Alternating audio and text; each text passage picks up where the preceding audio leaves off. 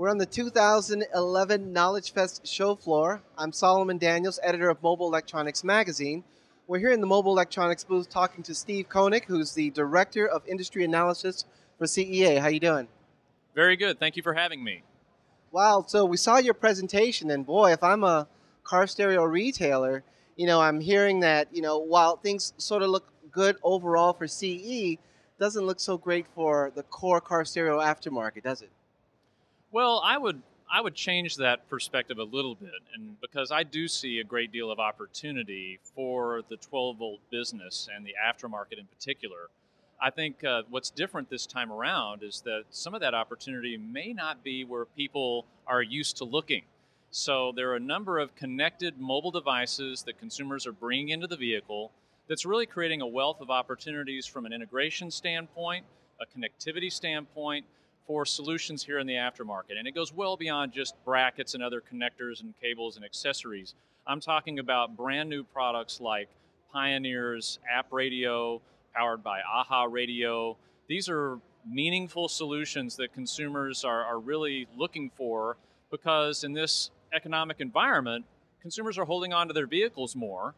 So there too is more opportunity for us to serve their needs in the aftermarket. Yeah, and that's great. And I want to touch on a few more things that you talked about in the presentation there. You talked about connectivity being, of course, a very important part of the CE future.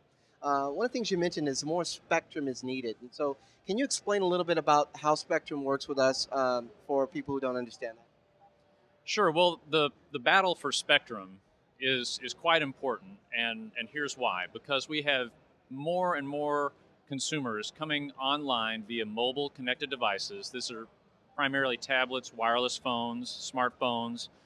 More and more millions of new subscribers every year, and we hear about 3G and 4G, but we start adding more and more subscribers and more people on the internet, on the mobile web, whether it's in the car or just on the go. We're going to need more bandwidth to service all that data, all that streaming IP content that we all know and love.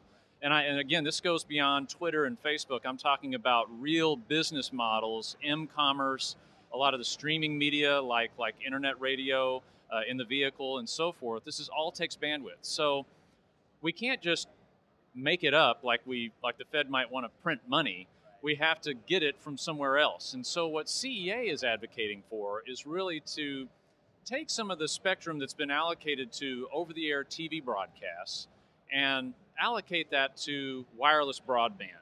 That would give us a good amount of spectrum to use to facilitate all these millions of users coming online anywhere or in their car. That's really what's required. Because the fact of the matter is, Solomon, that very, very few households across America, the primary way that they receive TV is through over-the-air broadcasts. Only about 10-11% of households do this. So clearly not a huge critical mass of consumers still consuming over-the-air TV broadcasts. So CEA is fighting this battle on Capitol Hill, with the FCC, and that's a big part of what we do, frankly, at CEA, is we advise the federal government and various constituencies within on responsible technology policy. So that's what we're doing. And one of the more disturbing things that I saw is you had a statistic up that showed consumer perception of the quality of products and the knowledgeability of people who work in the establishments. And some of the larger general stores, such as Best Buy, actually ranked higher than aftermarket specialists. And that's especially disturbing because our goal as an independent specialist is to be that information go-to person and knows the most about these products. So in doing that research, did you hear any specific comments or anything that sort of led up to that information? Well, what I can say is that you're right. It is disturbing. Certainly, sitting from a 12-volt perspective, aren't we the experts here? Not Geek Squad necessarily, but I think the research that we're talking about was a questionnaire that we asked online consumers and to tell us what their perceptions are of various retailers in these channels, specialty retail included, vis-a-vis mass merchants and general electronic stores like Best Buy. And it may be, the data doesn't say, but it may be as simple as that Best Buy's advertising budget is orders of magnitude above our budget here in the 12 volt channel. And so the message that consumers are hearing is, hey, for when it comes to installation service and expertise, Geek Squad is the answer. What the takeaway is for us here in the aftermarket, I think, is that we now more than ever have to do a better job to really articulate our expertise. And there are a number of ways that we can do that, but we need to differentiate ourselves. Service has been and remains a very, very key component in that differentiation. So we've got to get out there with our message of service, of expertise, of knowledge, and I think we'll see those percentages improve. And part of that service, you talked about embracing social media as an important element of what we need to do. As an example to other retailers, have you come across a retail organization or store chain that has done a very good job of embracing social media? There are several really good examples. I'll give you two or three. I think Crutchfield in the online space, does a pretty good job. They have a handful of bona fide retail locations in the Charlottesville area, Charlottesville, Virginia, but I think they do a very good job. Also, I think Best Buy has certainly earned their stripes in the social media content area from all their Twitter activity through some of their Best Buy rewards, staying in front of the customer. That's really what it's all about. Having these loyalty programs, end user reviews, consumers that actually bought this stuff or commenting on it. This exceeded my expectations, or this didn't really measure up. And then Best Buy, I mean, that has a dual purpose, right? Not only do consumers really appreciate that real world perspective, but that's informative to Best Buy too. It's like, hey, half the people that bought this product that we were told was the next biggest thing, they didn't really like it. Right. So that's like free market research for them. So they're doing a pretty good job. And on the manufacturer or the direct side, you got to hand it to the likes of Apple and Bose. I mean, really getting on that connected bandwagon, maintaining a relationship, even though they may not have the reach across America from a brick and mortar standpoint necessarily as some of the big box guys. But certainly online, they're doing a lot to stay connected with their customers.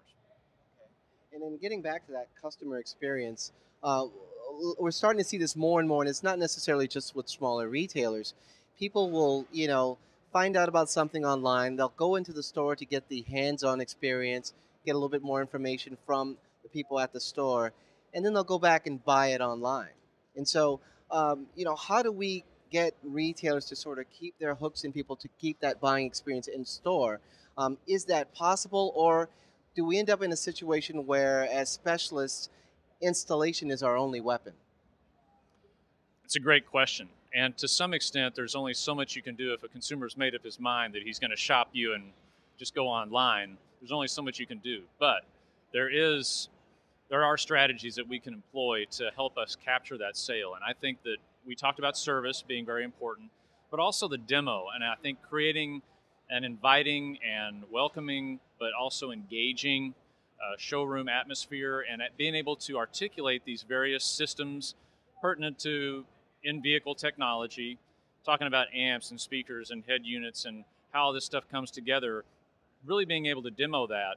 I think it's going to be hard for a consumer to walk away and then on their own put together all these systems and have it come together in as meaningful a way as we're able to do it here in the 12 volt channel. So being able to talk about that, talk about the importance of correct installation.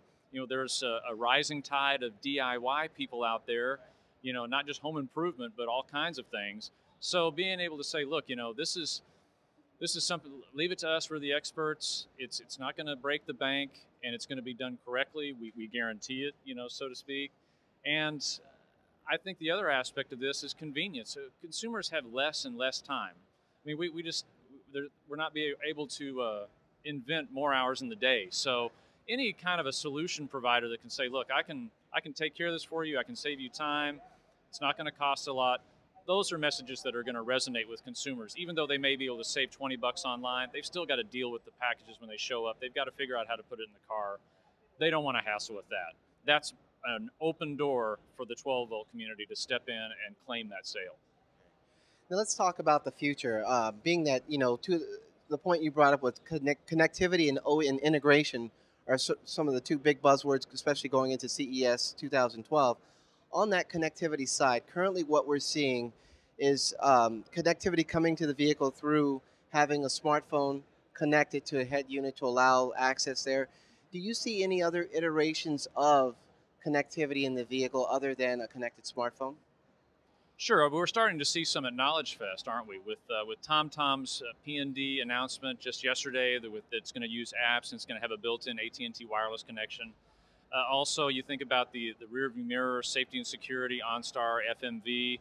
Obviously that's got its built-in connection to their proprietary satellite system. So there are a lot of market plays from a connectivity standpoint, but I think the smartphone connection, which is leveraging a connection that the consumer already has and is already paying for, is going to be really the central theme of connectivity in the aftermarket, because our research has shown that consumers are really loath to add another subscription to their household budgets. So the more that they can leverage that existing connection through their smartphone, which is also coming back to why we need more spectrum and more bandwidth, I think that's going to strike a chord with consumers, and we'll see more and more of that leveraging.